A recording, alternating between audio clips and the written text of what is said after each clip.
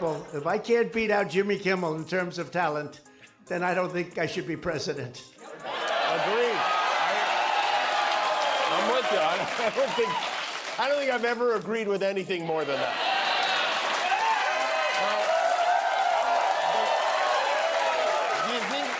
Do you think he even knows I've never hosted the Kennedy Center Honors? The world's biggest ego just suffered a catastrophic triple-layer humiliation. Stephen Colbert and Jimmy Kimmel unite to savage a former president caught in the most pathetic fake award scam ever conceived. Watch how the Nobel Peace Prize failure became a FIFA Peace Prize disaster, and the shocking words that exposed him as a deeply pathetic man, live on TV. How have you prepared to host tonight? Well, maybe I haven't prepared. Maybe you want to be a little bit loose. If you look at the great hosts, Johnny Carson, Bob Hope, those are the greats. If you look at the not-so-greats, like Jimmy Kimmel, he was terrible.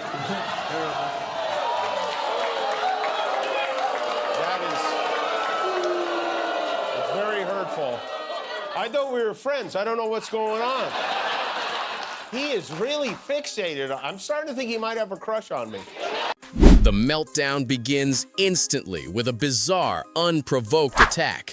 Not only did he insult Jimmy Kimmel directly while attempting to host a major award show, but he also confused him with another late-night host. This reveals an astonishing lack of focus and a fragile ego that simply cannot exist without randomly lashing out. Kimmel's reaction of mock heartbreak perfectly sets the tone for the utter chaos to follow.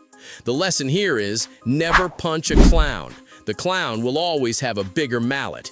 He thought this petty insult would land, but it only exposed a deep, creepy fixation he clearly can't control. The only thing worse than being roasted is being roasted by the person you can't even tell apart from your other roaster.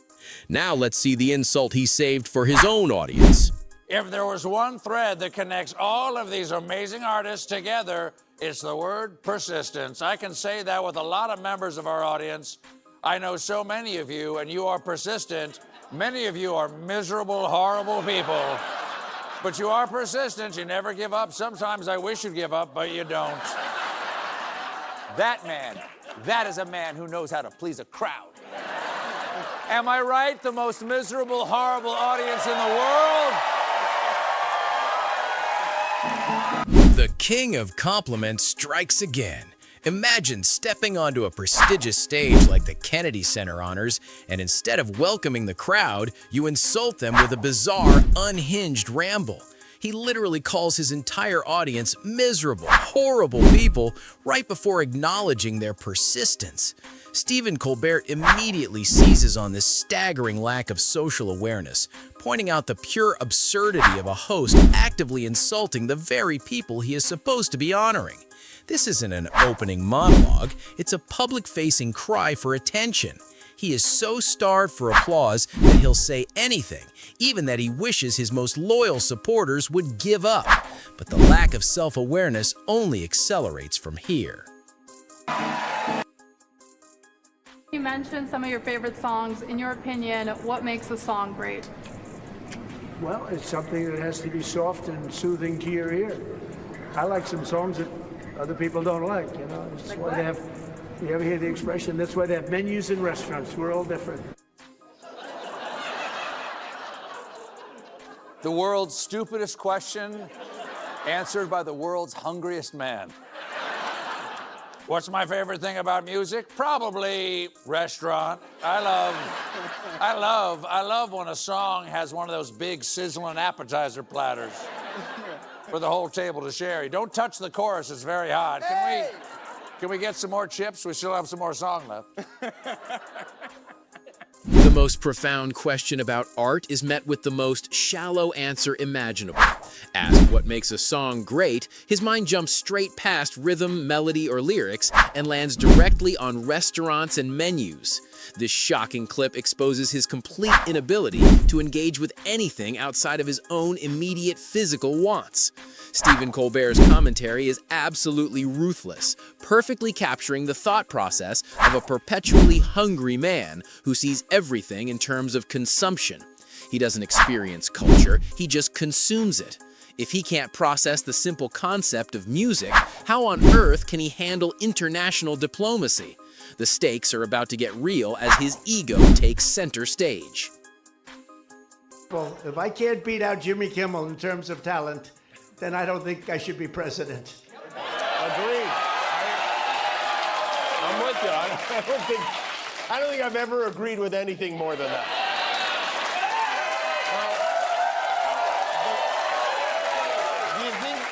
Do you think he even knows I've never hosted the Kennedy Center Honors? The ultimate self-own on live television. This is the moment the facade collapses. He sets the impossible to win terms of his own political legitimacy. If I can't beat out Jimmy Kimmel in terms of talent, then I don't think I should be president. Jimmy Kimmel instantly locks down the greatest soundbite of the night, giving his complete, genuine agreement. The collective groan from the audience here is deafening as they watch him accidentally endorse his own failure. The sheer delusion that he's even in a talent competition with a late-night host is mind-boggling. But the humiliation doesn't end here. In fact, the desperation for validation leads to a fake award.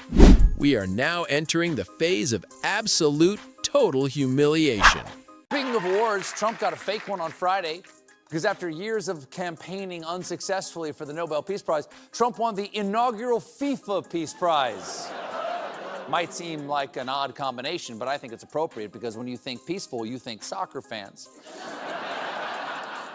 Later that same day, Trump also received the Hooters National Book Award. It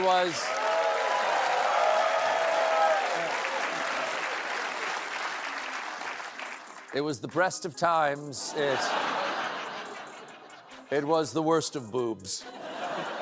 Here comes the catastrophic blow to the ego, the fake prize. After years of desperately campaigning for the real Nobel Peace Prize, he finally gets an award, the inaugural FIFA Peace Prize. Stephen Colbert is in pure disbelief, setting up the mockery perfectly by connecting the peaceful organization of FIFA with chaotic soccer fans. Then he delivers a devastating rapid-fire sequence of insults, comparing the fake FIFA prize to the non-existent Hooters National Book Award, with the classic Dickens quote, "It was the breast of times, it was the worst of boobs." This setup is designed to show the audience exactly how worthless this new prize is. But what was the real reason this prize was created? Have you been told that you are going to receive the inaugural Peace Prize today from FIFA? I have not been told.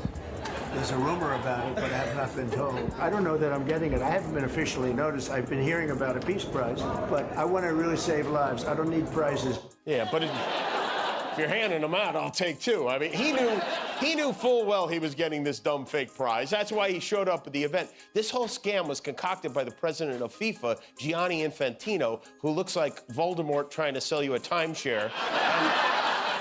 The blatant lie exposed in real time. Watch the pathetic theater as he pretends to be above receiving awards. I don't need prizes.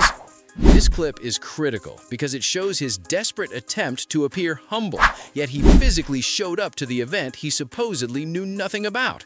Jimmy Kimmel instantly shreds this flimsy denial, calling the FIFA president, Gianni Infantino, a man who looks like Voldemort trying to sell you a timeshare, a perfect high-density insult. The fact that the highest office is accepting an award concocted by someone described as a villainous scam artist is a humiliation that will stick for years. But the grand finale of delusion is still to come. Mr. President, this is your prize. This is your Peace Prize. There is also a beautiful medal for you that you can wear everywhere you want to go. Right now. Okay. Let me hold. Fantastic. Excellent. He couldn't hand out all those Kennedy Center medals without getting one himself. You know how when you bring a birthday present to an 8-year-old, you have to bring another one for her 5-year-old brother? This was basically that. This is truly one of the great honors of my life. And beyond awards, John and I were discussing this. We saved millions and millions of lives.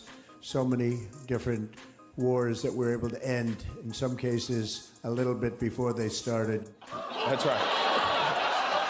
Wars begin at the moment of conception. It's Think wars have to start before you end them, no? How would that work? Like, he calls up France and goes, don't you even think about going into Finland.